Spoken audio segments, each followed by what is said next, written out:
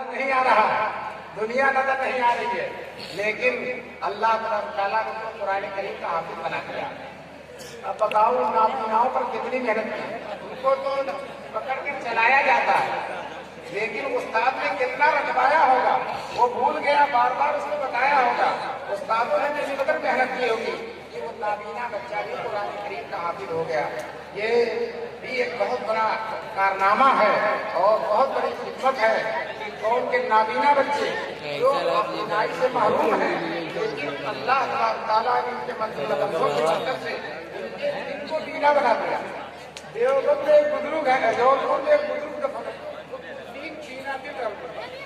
قطب الدین بینا دل، وہ آنکھ کے بینا نہیں تھے لیکن دل کے بینا تھے، اور ان کی بڑی کرامتیں مشہور ہیں۔ بہت سے لوگ کرامتوں کا انکار کرتے ہیں، اس لیے جو ہے ان کو سمجھنا چاہیے کرامت اس بزرگ کا کوئی کارنامہ نہیں ہے، اللہ تبارک تعالیٰ اس بزرگ کے اعزاز کے لیے اس سے کرامتوں کا صدور کرتے ہیں۔ اور اہل حق اہل سنت والجماعت ان کا نظریہ ہے، اہل سنت والجماعت کی کتابوں میں لکھا ہے کرامات الاولیاء حق، اولیاء کی جو کرامات ہیں وہ حق ہیں۔ اللہ تبارک تعالیٰ جس طرح سے نبیوں کو معجزہ دیتے ہیں، اسی طرح سے اللہ تعالیٰ ولیوں کو کرامت دیتے ہیں۔ بہت سے لوگ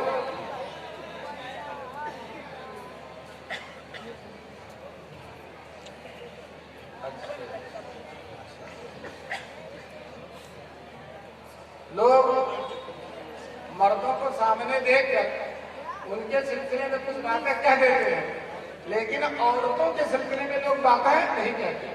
آج میں چند باتیں اپنی ماں اور بہنوں کے وقت کے لیے نہیں کہہ رہا۔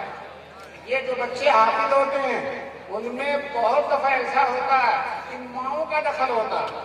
باپ تو کہتا ہے بیٹے چھوڑ دے، نہیں پڑھنے کا دل لگ رہا چھوڑ دے، ماں کہتی ہے اگر مدرسے نہیں گیا تو خیریت نہیں ہے، اگر مدرسے نہیں گیا تو خیریت نہیں ہے۔ تو ماں کی برکت سے بہت سے بیٹے حافظ ہوتے ہیں۔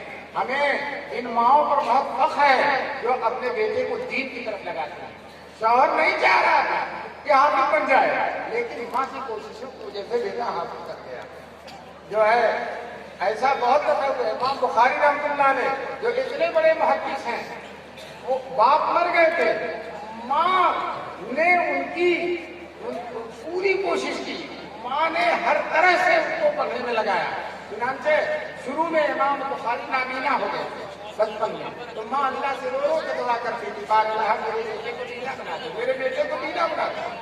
تہجد میں اٹھ کے تڑپ تڑپ کر روتی تھی۔ ایک دن ان کی ماں نے خواب میں دیکھا کہ ابراہیم علیہ السلام تشریف لائے ہیں اور وہ بشارت سنا رہے ہیں کہ تیرے بیٹے محمد وہ ان کی بینائی ختم ہو گئی، ان کی وہ نابینا اب نہیں رہے، ان کی بینائی واپس آ گئی۔ وہ دیکھنے لگے، صبح کو اٹھ کر جب ماں بیٹے کو دیکھتی ہیں تو بیٹے کی آنکھ کھلی اور بینا ہو گیا۔ اللہ نے دعا ان کی قبول کر لی۔ ماں کی دعا کی برکت سے محدثین لکھتے ہیں کہ امام بخاری کو جیسی مقبولیت ملی، اتنا درجہ ملا، اس میں ماں کی دعاؤں کا تو ہماری مائیں آج کل ضرور یہ ہے کہ اپنے بچوں کے لیے دعائیں کریں، اپنے لیے دعائیں کریں اور اپنے بچوں کے لیے بھی دعائیں کریں اور اپنے گھر کے ماحول کو اچھا بنائیں۔ بات میں ایسا ہوتا ہے شیطان روزانہ سمندر پر تخت لگاتا ہے اور سارے چھوٹے چھوٹے شیطان آ کر اپنی کارگزاری سناتے ہیں۔ کوئی کہتا ہے میں نے فلاں سے چوری کرا دی، تو شیطان کہتا ہے یہ بہت بڑا کارنامہ نہیں ہے تیرا۔ کوئی کہتا ہے میں نے فلانے سے گالی زنا کروا دیا، شیطان کہتا ہے یہ کوئی بہت بڑا کارنامہ نہیں ہے۔ ایک شیطان آ کر کہتا میں نے بیوی اور شوہر میں لڑائی کرا دی، بیوی اور شوہر میں لڑائی کرا دی، تو شیطان کہتا ہے بہت بڑا کارنامہ ہے۔ اس لیے کہ جب بیوی شوہر لڑیں گے تو بچے مریں گے، بچے ترقی کریں گے، ندیم کار کریں گے۔ جب آپ کھولتے ہی گھر میں جھگڑا دیکھا، گھر میں لڑائی دیکھی، گھر میں گالی گلوچ دیکھا، تو وہ بچے بھی اسی طرح سے گالی گلوچ دیں گے اور اسی طرح سے گھر کے ماحول کو خراب کریں گے۔ تو ہماری مائیں اور بہنیں ان کی گود میں جو بچے پل رہے ہیں ان کی بہترین تربیت کریں، ان کے سامنے نہ جھگڑا کریں، ان کے سامنے نہ گالی گلوچ دیں اور گھر کے ماحول کو اچھا بنائیں۔ بعض دفعہ ایسا ہوتا ہے کہ بیوی شوہر کی شان اور عظمت کو نہیں سمجھتی. حدیث میں رسول پاک صلی اللہ علیہ وسلم نے فرمایا کہ اگر اللہ کے علاوہ کسی کو سجدے کی اجازت ہوتی تو میں عورتوں سے کہتا کہ اپنے شوہروں کو سجدہ کریں. یہ حدیث مولانا نے بیان کیا. شوہر صاحب موجود تھے, انہوں نے سوچا آج بہترین حدیث مل گئی. جا کر بیوی سے کہا دیکھو مولانا نے اتنی اچھی حدیث سنائی کہ شوہروں کا اتنا درجہ ہے کہ اگر جو ہے اللہ کے علاوہ کسی کو سجدے کی اجازت ہوتی تو میں عورتوں سے کہتا کہ شوہر کی تو سجدہ کرو, لیکن اللہ کے علاوہ کسی کو سجدے کی اجازت نہیں ہے. یہ حدیث سن کر بیوی کہتی ہے بہت اچھی حدیث سنائی ہے, لیکن آپ جیسے شوہروں کے لیے نہیں ہے, آپ جیسے شوہروں کے لیے نہیں ہے.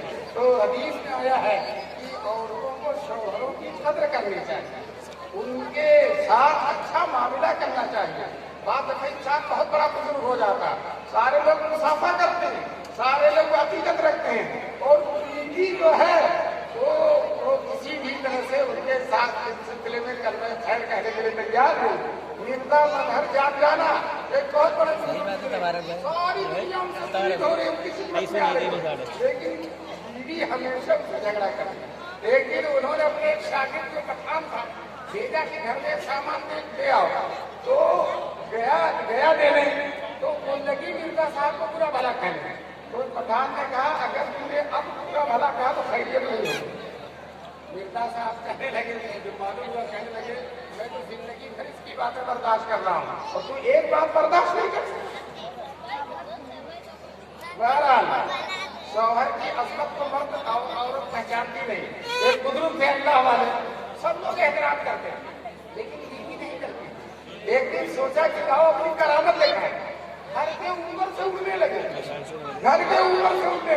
تھوڑی دیر جیسے اڑ کر آ گئے واپس. تو بیوی نے کہا تم بزرگ بنتے ہو, آج میں نے ایک بزرگ دیکھا جو ہمارے گھر کے اوپر سے اڑ رہا تھا. تو جناب والا حضرت فرماتے ہیں میں ہی تو تھا, فوراً کہتی ہے جبھی تو تیرے اڑ لو صاحب, شوہر کی کرامت ختم ہو گئی. تو حدیث میں رسول پاک صلی اللہ علیہ وسلم نے فرمایا عورتوں کو شوہروں کے حقوق کو پہچانا. لیکن ایک طرفہ بات نہیں ہے, حضور نے شوہروں سے بھی کہا ہے کہ اپنے عورتوں کے حقوق کو پہچانو. حدیث میں رسول پاک صلی اللہ علیہ وسلم فرماتے ہیں جو آدمی اپنی بیوی پر خرچ کرتا ہے, اپنے بچوں پر خرچ کرتا ہے, میدان محشر میں بیوی اور بچوں پر جو خرچ ہے اس کو عدل کے ترازو پر رکھا جائے گا اور اس کا وزن بہت زیادہ ہو جائے گا. عدل کے ترازو بتائیے, لوگ ادھر ادھر خرچ کرنا, غریبوں مسکینوں کو خرچ کرنا عبادت سمجھتے ہیں اور بال بچوں پر خرچ کرنے کو پسند نہیں کرتے, کم سے کم خرچ کرتے ہیں. حدیث میں رسول پاک صلی اللہ علیہ وسلم عرفات کے میدان میں حضور نے تقریر کی تھی یہ عورتیں کمزور ہیں, یہ اپنے ماں باپ کو چھوڑ کر تمہارے گھر پر آئی ہیں, تم جو خود کھاؤ ان کو کھلاؤ, خود پہنو ان کو پہناؤ, ان کے ساتھ اچھا سلوک کرو. حدیث میں رسول پاک صلی اللہ علیہ وسلم فرماتے ہیں استوصوا بالنساء خیرا, اے مردوں تم میری وصیت قبول کرو عورتوں کے بارے میں. تو دوستو حضور نے مردوں کو بھی بتایا ہے کہ میری وصیت قبول کرو, ان کے ساتھ اچھا معاملہ کرو, ان کی دلداری فرماؤ, ان کی دل شکنی نہ کرو, یہ بڑی نازک دل ہے اور ان کے دل نازک دل کو ٹھیس نہ پہنچاؤ. یہ رسول پاک صلی اللہ علیہ وسلم نے فرمایا. اور یہ بھی مردوں سے کہا ہے کہ عورتوں میں کچھ ٹیڑھا پن ہوتا ہے, بائیں پسلی سے بنی ہے, اگر ان کو سیدھا کرنا چاہو تو سیدھی نہیں ہوگی, جیسی ہیں اسی طرح سے ان کے ساتھ گزارا کر لو. جو حضور پاک صلی اللہ علیہ وسلم کی وصیت ہے. یہ چند باتیں میں نے مردوں اور عورتوں کے تعلقات کے سلسلے میں عرض کیا, اس لیے کہ مجھے معلوم ہے گاؤں سے عورتیں ٹیمپو پر بیٹھ کر, کاروں پر بیٹھ کر آئی ہیں, بڑی تعداد تشریف فرما ہے.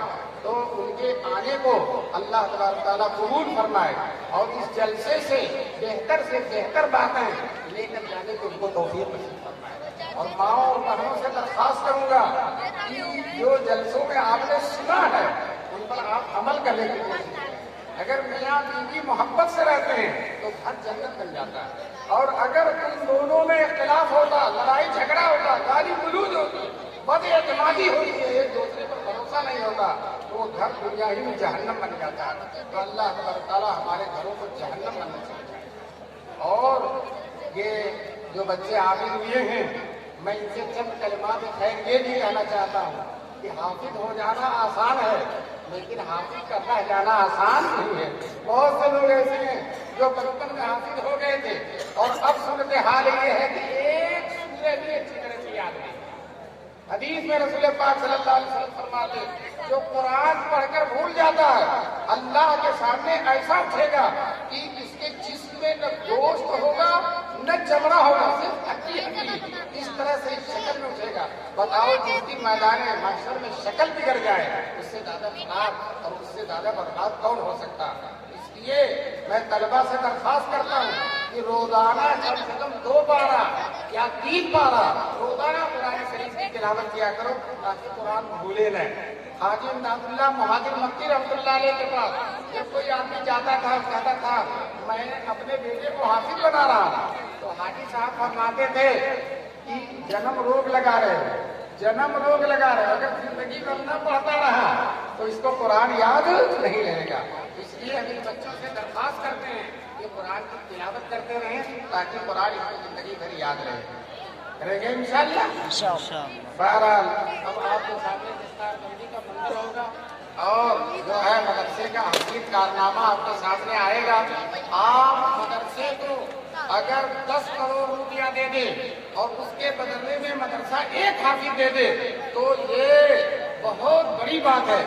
کروڑوں اربوں صرف کرنے کے بعد بھی ایک بچہ قرآن کا حافظ ہو جائے بہت بڑی بات ہے. یہاں تھوڑے سے صرف کرنے میں کسی نے 50,000 دے دیا, کسی نے 20,000 دے دیا اور آپ نے پیسہ دیا اور مدرسے نے آپ کو قرآن کا حافظ دے دیا. تو بتاؤ ہم نے تو دنیا دیا اور مدرسے نے ہماری قوم کو دین دے دیا. اللہ تبارک تعالیٰ ان مدرسوں کی خدمات کے سلسلے کو اسی طرح سے بڑھاتا ہے. اور خاص طور سے آپ کا یہ مدرسہ جس میں آپ تشریف فرما ہیں اور ماشاءاللہ جو ہے ارشادات سے تقریر سن رہے ہیں اور جانے کا نام نہیں لے رہے ہیں, بیٹھے ہوئے ہیں. ایک جگہ میں نے تقریر کی اور بہت دیر تک تقریر ہو گئی, لوگ بیٹھے رہے تو میں نے کہا میرا قصور نہیں ہے جو میں نے اتنی لمبی تقریر کی, آپ کا بھی قصور ہے کہ آپ لوگ جم کے بیٹھے رہے, آپ کا بھی قصور ہے کہ جم کر بیٹھے رہے. تو وہی قصور آپ حضرات نے بھی کیا ہے. ماشاءاللہ جم کر بیٹھے ہوئے ہیں.